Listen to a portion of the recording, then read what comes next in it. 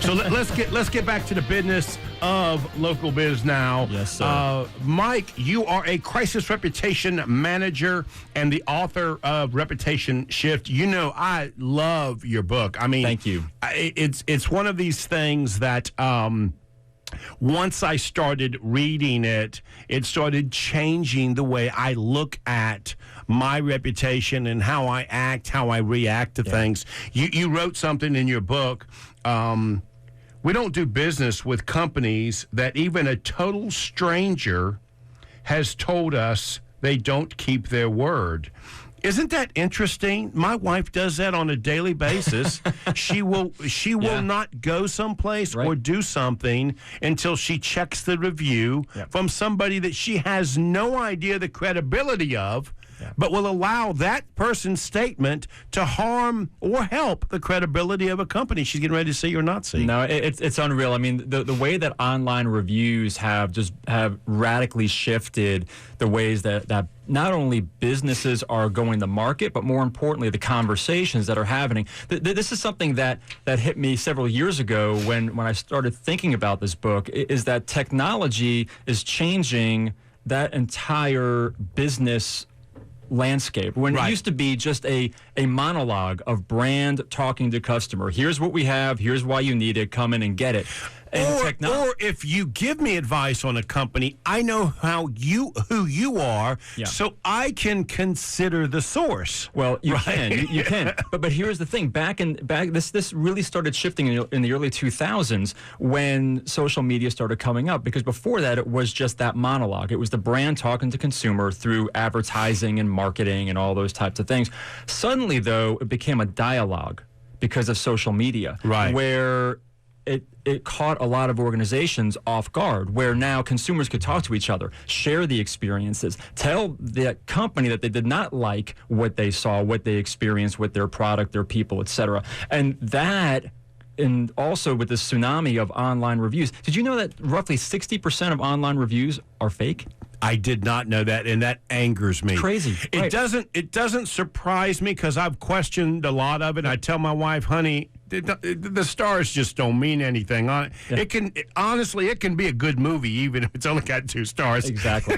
Matter of fact, I think most of the Sylvester Stallone movies only got 2 stars, but I like every one of them, so I don't know about you. Keep going back for them. There's something I read in the book that I thought was interesting. Your reputation is about you, but it isn't your property. It's owned by the tribe around you. That makes me think twice about who I invite in my home and invite to do business with. It completely changes things. Yeah, no, it does, because as much as we want to be intentional, right? And that's the whole point of the book and the conversation, is proactively managing and developing your reputation. It still comes down to perception and perspective that people have in those daily interactions. And that's why I really emphasize and stress this idea of being consistent, being deliberate, being intentional, and living into your values. You're never going to go wrong if your decisions and your actions consistently over time are grounded within your personal values. Can we talk just a little bit about how you would do an audit, a reputation audit for somebody? Because that's kind of a scary thought, you know? I'm not quite sure what that'll look like when you're done. Yeah, that's one of the strategies in the book, Joe, that scares people a lot, right? Because it's going to force us to essentially get really naked with ourselves and understand where we potentially stand with our reputation. So a couple of the high-level steps, because this could be a whole show unto its own, right? But sort of the high level on that is, first, identify a core group of people that you trust and have known you in various aspects of your life. Could be your community, could be your faith, could be in your business, could be in your social life. And the reason we do that strategically is so that we can get a good balanced view of how we're showing up in these different aspects of our life. I mean, you've seen some people where at work they act one way, right? In their social life, they're a different way. In their religious life, they're a different way. And it's almost like this chameleon. Well, what I also see, Mike, that happens, my friends will talk differently about the guy that's not in the room. Oh, yeah. So then I start thinking, wonder what they saying about me. Right. Well, getting back to the definition of what a I'm going to reputation. put a tape recorder in that room and leave for 10 I'm minutes. going to bug that, right? That was the definition, as I like it, of what a reputation is. Your reputation speaks for you when you aren't there to speak for yourself. So what is it saying? So that's where you step back into this audit, where you get this group of people, you sit them down and tell them individually. So you don't want to make it seem like it's an intervention and people are ganging up, right? But this really is letting them know that I really want to dig into where you see my reputation. Am I being consistent? Am I inconsistent? Am I acting differently in different pressure situations? Am I living into my values? Do you know what my values are just based on my actions and how we interact? And having this conversation, knowing that, listen, first and foremost, there's no retribution. I'm not going to argue with you. I just want to hear what it is. Because when you welcome them into that conversation, saying that there's no risk, it's not going to harm our relationship, please, this is for me to get better in what I'm doing, I want to grow, I want to go, then they're going to, feel a little better about telling you, hey, well, here are the things that I've seen. And we are back. You are listening to WSIC. It is absolutely the most spectacular business show. I don't care if this ruins my reputation or not. I'm saying it. This is the best business show in all of the Villes. We have interviewed, Mike, over 650 small business owners in 6 years. Yeah. Holy cow. Yeah. So I'm holding up the mantle of number one until somebody tells me differently. You understand step that? in and challenge. Right? And that's not an open call for challenges, is it? I don't think that's what you're asking for. There's not too many other games in town, right? But, Mike, thank you so much for being on the show. But if somebody wanted to reach you and get your book or measure or fix their reputation, you can help them. How can they do that? Sure. You can get a hold of me in a couple different ways. First off, email mike@mikemooney.com, Mooney. My website is mikemooney.com. So I'm picking up the theme here. I'm trying to make it easy for people here, Joe. Okay. And then the third way, on Facebook, you can check me out at Mike Mooney Speaks. Mike Mooney Speaks. There and you go. Naomi, drop me on the camera. I want to hold up his book so people can see that. Can they see that? You got that? This is it's a phenomenal book. Thank you. It really is phenomenal. I appreciate that. I've been saying that way before I actually end up liking you. You know which I was impressed with the beginning. I liked the book before I liked you. I was thinking, this is a nice way to make a guy feel good, bring him in. But no, I appreciate that very, very much. No, it's the real deal. Matter of fact, you're the real deal because I put on a small business event with Lake Norman Chamber every year. Yes. It is the first event for Small Business Week every year, May the 2nd, and I've asked you to speak at that event. That's a big deal, man. And I'm looking forward to it. Yeah, thank you. You're going to do a great job, and I encourage people to be prepared for that because it's going to be a great event. And we only have the best of the best talk at that event. You understand that? And then when they can't make it, you called me. That's right. I get it. I understand. I get it. I see where I am. Okay, now for you got a role, you got a job, you got a responsibility to be on this show. Yes. You got to bring something from the Google or something. Right. Did you do that this morning? I did. I believe in living into the expectations and the commitments that you've made for me. Okay. All right. Good. Did you catch that? Yes. This is going to work out good. This relationship's going to work out good. It's perfect. Okay. So let me ask you this. I want to take us down a road related to new business. Joe, you love new business, don't you? Yeah. Right? That's the lifeblood of the company. It's just inspiring to watch somebody literally put everything on the line because they believe in this, whatever this is. Yes. And once you get that up and going and you build the company out and now you've got customers and now you've got to do what? Now you've got to get more customers. So here's what I came across I thought was very interesting. 65% of all new business comes through referrals. You like statistics, don't you? I love statistics. I do. Well, you know why? Because every week you bring me a new statistic, which is surprising. You know that? Well, it's in the space of educate and entertain, right? Okay. But the thing is, if I just came out here and said, well, people like new business, right? That's nice, Mike. 65%. 65%.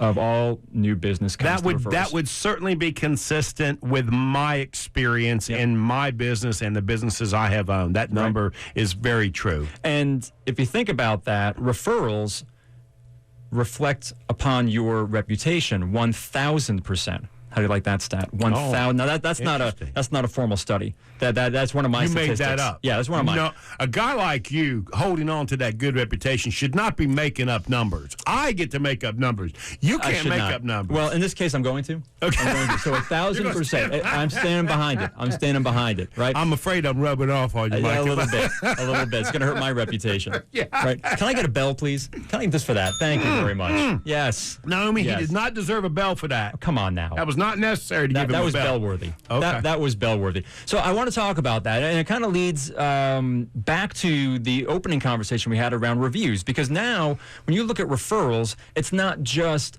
the person-to-person, the one-to-one that we're looking at. It's really the one-to-many. And what I've found in many cases is that beyond focusing just on, oh my gosh, what is my review? What is the review? How many stars? How many stars? Let's stop that for a second.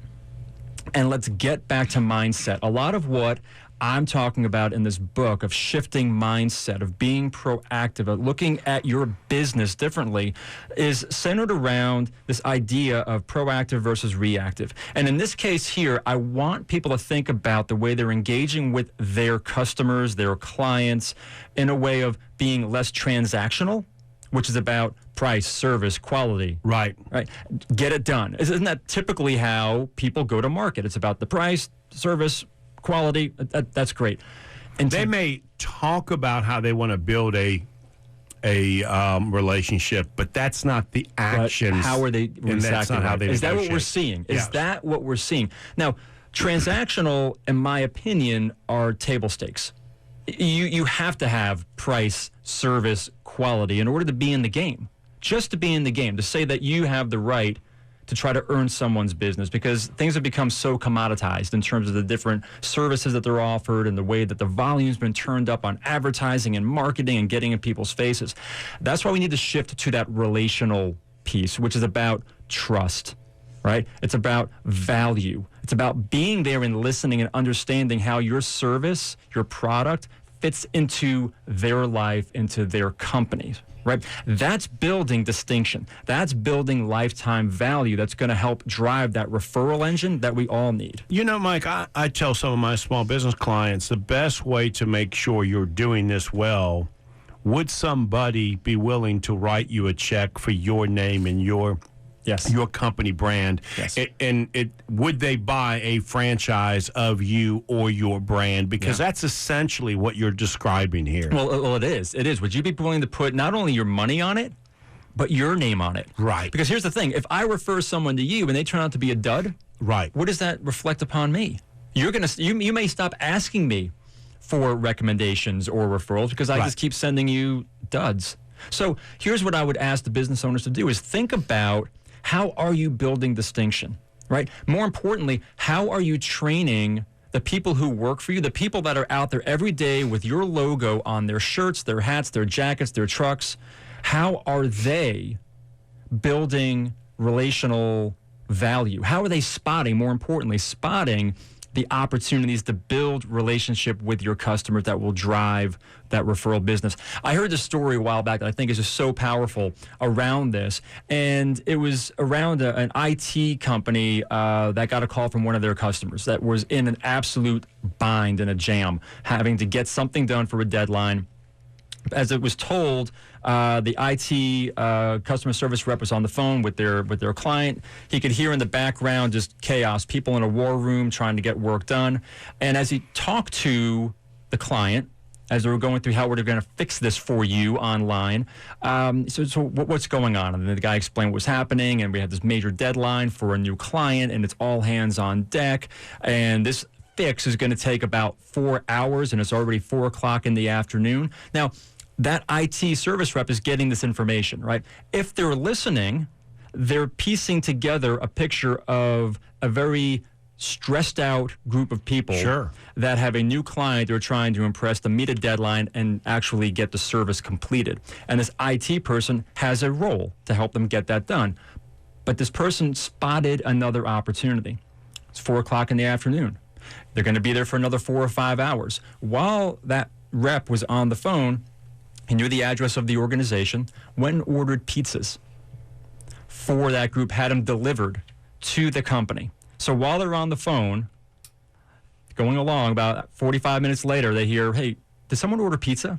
And the IT rep says, oh, I did. See, that's a spectacular person right there. Right? Because pizza's delicious. Pizza's delicious, especially when you're stressed out. Yeah. Right? But the point of it is that rep had an opportunity to just look at it from a transactional standpoint to say, hey, I'm going to fix your issue. I'll get it done as quickly as I can and get you on your way. Or, and I don't know if it was trained or it was just sort of innate in their own DNA, but it was spectacular. The person actually listened to what was going on and pieced together a reality that those folks were living and helped them out. Do you think that built loyalty? Do you think that built absolutely. relational value and equity that the next time something were to give a man pizza, he's a friend for life. For no life. question about it. For life. So that would be my point for everyone listening in the Vills right now. As you're thinking about your business, it's not only you as the owner and the representative of the brand, how are you connecting in that way with your and how customers? Would you like to be treated? What special event can I give or offer a client that I would want in that moment? Yes. Those are what we call emotional souvenirs. Emotional souvenirs. Right, because think about sporting events where you go and you get the T-shirt, and after 6 to 8 months, a year, you outgrow it. You get the poster, the cup, you lose it, whatever it is. Emotions don't leave, right? That's a souvenir that you keep forever. And so that's interesting. So what I need to think about is not a product or service that I can give my client, but what is an emotion I can give them that absolutely stays with them for a long period of time. Which is a much harder thought process, and it's more in-depth conversation to have with your staff and also with your client. You need to know your client to do that. Well, you need to know them, but you also need to be training your staff. You need to be working with them to think about identifying those opportunities where you can create those moments. I mean, you've heard them all along, Joe, the surprise and delights and things of that nature, which are important. This is really being more cognizant. And in a world where we have got such an influx of information coming at us from so many different directions where it's tough to keep up with things, that personal touch, the smallest personal touch matters and can make such a significant difference. And that customer writing a 5-star review, referring business to you, being a lifelong customer when someone else comes knocking on their door offering a similar service for less money. So again, it's all about mindset, but it's about leadership and stepping into leadership, talking with your team, training with your team. Heck, bring somebody in from the outside who can give you a different perspective. And I've used this with you before, where it's tough to read the label when you're inside the jar.